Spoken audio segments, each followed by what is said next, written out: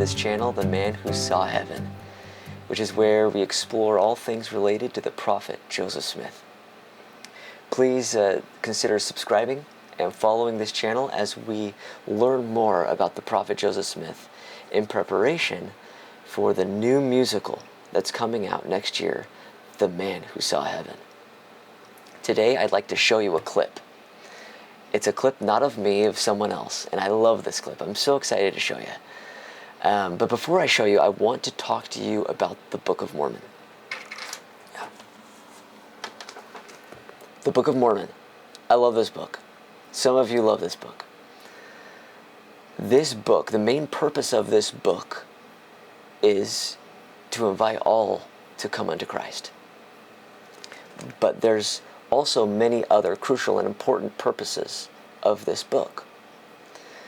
One of the main purposes is that God has used it as evidence. Evidence for what? Well, anciently, prophets foretold about the gospel being restored in the last days before the second coming. And God has not set us up to fail. He doesn't work behind the curtain and expect us to guess. God, restored the church, His true gospel, with a prophet. And He gave us a book that we can read, open up, hold in our hands, and read it as proof that He actually restored His church.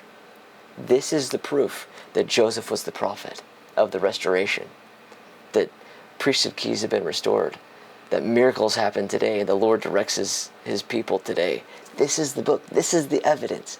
This is so important to us, faithful people who love the Lord in the last days. This is God's loving evidence, and all those who read it will feel it. So now that I'll step down from my podium here and introduce this clip to you. This clip is not of me. It's of Jacob Hansen. And in this clip, it's his opening remarks to a debate. And he talks about this book, the Book of Mormon. I'd like you to listen to it. I only listened to half of the, not even half of the opening statements before I was like, I have to share this with everybody. So listen to the clip. I hope you enjoy it. Watch the clip, and we'll see you next time. Okay, well, first of all, thank you to Matt and Trent, for both of you guys, for making this debate happen. It's an honor to be here. Now, for most people, the Book of Mormon is kind of a joke. It's a laughable work of religious fiction. But isn't that what many people say about the Bible? Trent today will argue today I will argue that if you take the Book of Mormon as seriously as you take the Bible, a profound mystery emerges. Not only does the book have a demonstrable positive effect on people, it almost certainly did not come from Joseph Smith when you look at the evidence that most people are not even aware of. Things like 1, archaeological evidence, 2, literary evidence, 3, historical evidence, 4, eyewitness testimony, and 5, the positive effect that the book has on people. If Trent wants to say it's reasonable for a person to believe in the Bible, I will say that this evidence makes it reasonable to believe in the divine inspiration behind the Book of Mormon. So let's start with archaeology. The Book of Mormon begins by describing Lehi's family's journey and claims that they come to a place in southwest Arabia that was called Nahom. There they buried Ishmael there, and they said that the trail turned east. And it just so happens that in the 1990s, the German Archaeological Institute discovered a place called Nahom in southwest Arabia, right where the ancient frankincense trail turns east. It also was a place of burials, and astoundingly, it even had a grave with the name Ishmael on it that dated to the 6th century BC. A lucky guess? Well, maybe. But it gets even crazier because the Book of Mormon says that due east of Nahom is a coastal land that Lehi called bountiful because of its green landscapes, fruit trees, running water, iron ore, wild honey, and in total, more than a dozen specific features totally out of place for the deserts of Arabia. And guess what you find when you go to the coast directly east of Nahum? You find the strange Dhofar region of Oman. It's an unusual 20-mile stretch of lush coastline which contains every one of the dozen specific features described in the Book of Mormon. It's an astounding bullseye. Now, I could go on and talk about the discovery of the Valley of Lemuel and other evidences from archaeology, but let's go on to number 2, the literary evidence. So Trent's theory is that a 23-year-old farm laborer with a third-grade education was not only able to come up with real undiscovered locations in the Near East, but that he was also able to write a 500-page book in a little over 2 months in a single draft. How remarkable is this? Well, have you ever written an 8-page, single-spaced essay in a single draft? Try doing that every single day for the next 3 months. Studies show that genius authors like J.K. Rowling and Stephen King produce about 200 to 400 words a day.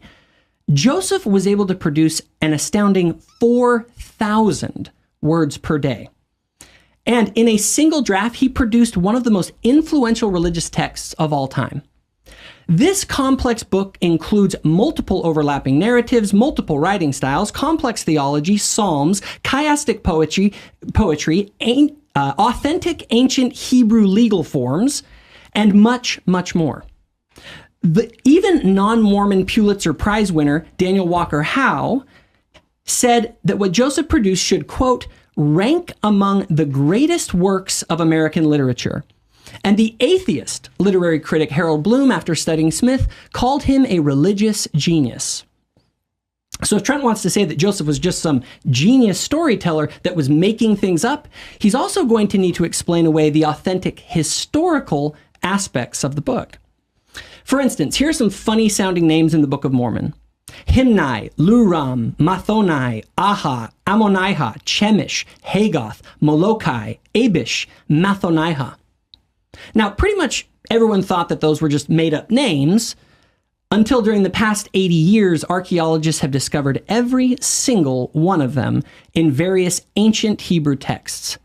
Trent is going to need to explain how Joseph, during his stream of consciousness dictation process, was able to make up over a dozen undiscovered ancient Hebrew names. Now, moving on, the Catholic Answers website says that chiasmus is an ancient Hebrew literary form that lists items in one order and then poetically repeats them back in reverse order. For example, he that finds his life shall lose it, and he that loses his life shall find it is a simple 2-item chiasm. Now, remarkably, in 1967, textual scholars discovered dozens of complex chiasms in the Book of Mormon, including one in Alma 36, spanning 30 verses, with an astounding 17 items given in one order and then back again in reverse order, interwoven into a poetic sermon on Christ's redemptive power. The scholar John Welch calls it one of the finest examples of chiastic composition anywhere in world literature. Also, Trent needs to explain why the Book of Mormon makes so many authentic Hebrew wordplays. For example, Jershon in Hebrew is associated with the idea of an inheritance. And it just so happens that Jershon is the name given to the, quote, land of inheritance for the refugee people of Ammon. Also, it should be noted that the Book of Mormon contains 337 proper names, yet none of them have the letter Q, X, or W in them. Now, that may seem like an odd pattern until you realize that ancient Hebrew did not have the letter Q, W, or X. Also, what are the chances that King Zedekiah had a son named Mulek, as the Book of Mormon predicts? Well, he did, but we didn't know that until the 20th century. And I could go on, but let's go on to number 4, eyewitness testimony. Did you know that we have over 150 statements from a total of 19 different eyewitnesses who, despite facing extermination orders, mob violence, and 2 of them being murdered, went to their deaths saying that they saw the gold plates? Can you imagine how excited Trent would be if we discovered over 150 accounts from 19 separate eyewitnesses of the resurrection? Here are just 2 of these accounts. Someone once claimed that Martin Harris, one of the witnesses, had hallucinated and only saw the plates in a vision. Here was his response, quote, "Gentlemen, do you see this hand? Are you sure that you see it? Are your eyes playing a trick or something? No. Well, as sure as you see my hand, so sure did I see the plates." Trent has also implied in his book on Mormonism that they were liars and they were part of a 19-person conspiracy to join Smith for personal gain. But this conspiracy theory makes no sense when you learn that many of these eyewitnesses eventually left the church or were excommunicated, but still refused to deny their testimony despite immense pressure to do so. Look up the history. Over and over, when these witnesses had everything to gain by denying their testimony, they would not do it. Another one of the witnesses to the gold plates was named Oliver Cowdery. He said the following on his deathbed to his friend. He said, "Jacob, I want you to remember what I say to you. I'm a dying man, and what would it profit me to tell you a lie? I know that whereof I testified is true. It was no dream, no vain imagination of the mind. It was real." But how can you tell if this book was divinely inspired and not demonically inspired? Well, our Lord Jesus Christ answered this. He said that future prophets would come and, quote, "By their fruits ye shall know them." So imagine there was a book out there that consistently caused people to become more giving, more loving, more faithful, and more Christ-like.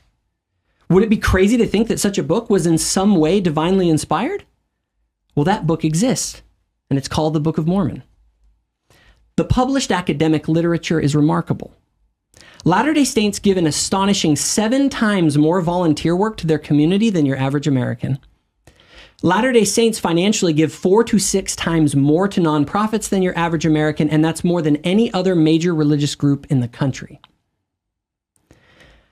Latter-day Saint temple marriages are 3 to 5 times less likely to end in divorce, and those stable marriages produce more children than any other major religious group.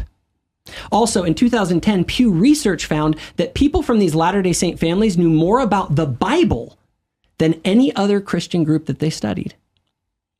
And just to top that off, Latter-day Saints live an astounding 7 years longer and experience significantly better physical and mental health than your average American.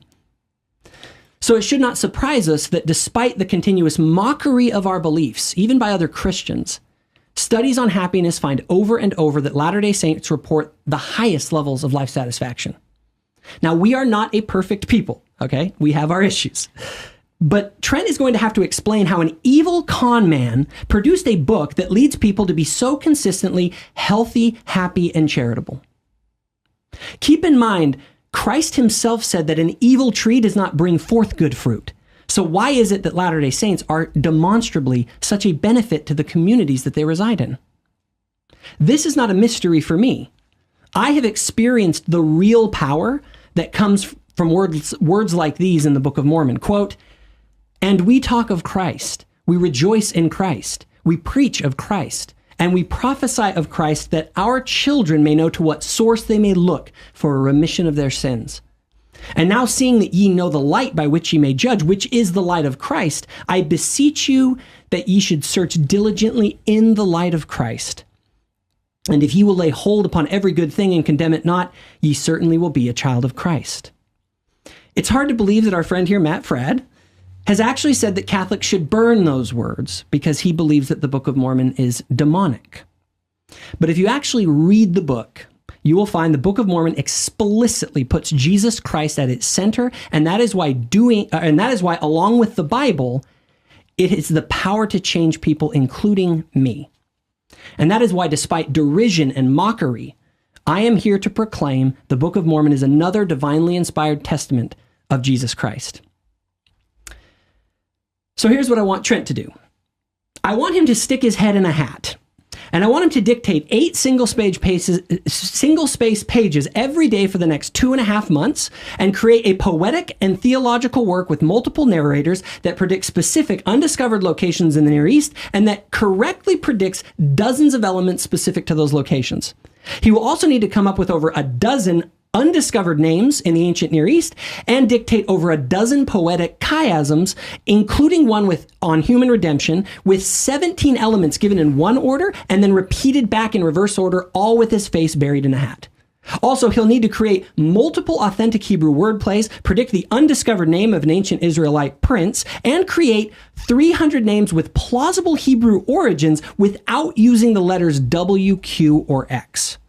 He must do this stream of consciousness dictation in the presence of multiple witnesses, and he must do it in a single draft. And what he produces must be called genius by atheist literary critics 150 years from now. Then he must convince 19 people so powerfully that they saw gold plates that they don't deny their testimonies even on their deathbeds or even after he excommunicates them from his church. I posit that it is unreasonable to think that Trent could do all of these things, and so it is unreasonable to think that Joseph could. Now, Trent and I both agree it is reasonable to believe that the Bible is inspired. But despite the archaeological, literary, historical, eyewitness, and spiritual evidence, Trent will reject the inspiration behind the Book of Mormon, and this will clearly expose Trent's double standard. Trent will argue like an atheist today. Just watch. Essentially, all of the arguments that Trent makes against the Book of Mormon are the same arguments that atheists can make against the Bible or the Catholic Church.